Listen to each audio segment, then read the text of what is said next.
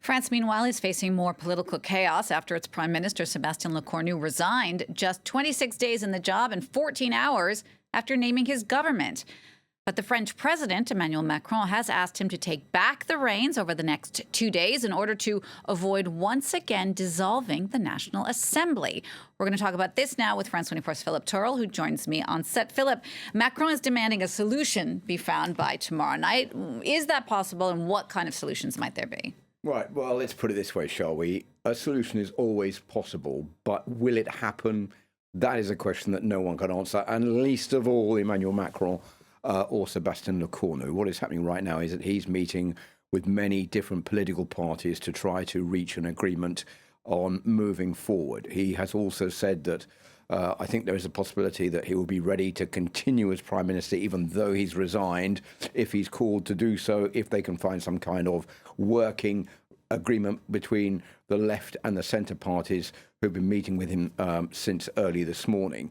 The problem here is that Sebastien Lecornu took almost a month to work out how to form a new government. That's the longest that anyone has taken as Prime Minister in France since the start of the Fifth Republic in 1958. And then only lasted, as you were saying, a few hours as Prime Minister before throwing in the towel because he found that his government was going to collapse because the right-wing Republican Party were going to pull their members out.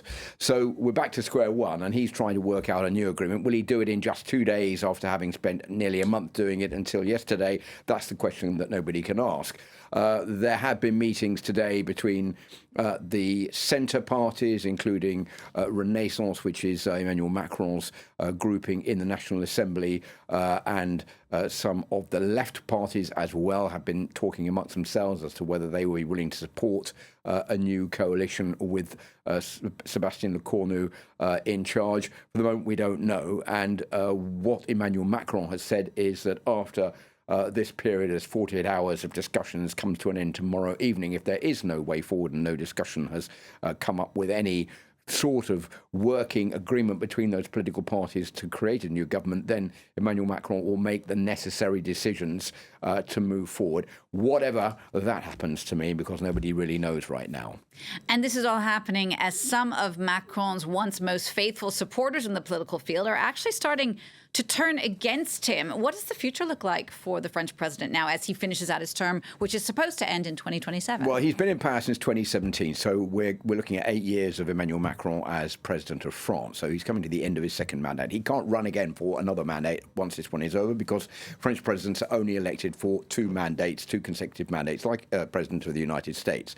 It's the president who names the Prime Minister. Now, 2 of those former prime ministers under Emmanuel Macron have begun to say and make it clear that they don't really believe what the president is doing is the right thing. One is Gabriel Attal, who was Prime Minister last year. He said, I don't understand the president's decisions, and his relentless desire to decide everything. We need to share power. I open the door to a coalition with, for example, those on the left from the Socialist Party. Edouard Philippe, who was the first Prime Minister of Emmanuel Macron back in 2017 up until 2020, he lasted 3 years, said Macron should call early presidential elections. After he's named a new Prime Minister, that Prime Minister formulates the budget, and then we should go to the polls for presidential elections next year. So it's beginning to splinter a little bit under Emmanuel Macron's feet. This at the same time as opinion polls here in France show that the president is vastly unpopular. 70% of French people want him to go. That's according to an Adoxa opinion poll today. That's plus 16% in just the last year. And 57% say they think that it's the president who's responsible for the current political mess in France, and it's up to him to make the necessary decisions to keep that going. Now, just very quickly, the far left and the far right, they either want early presidential elections or they want the president to be the process of being destituted, or whatever the word is in English, that he should be removed from office by force. That I don't think is going to happen anytime soon. All right, Philip, thanks for that. France 24's Philip Turle.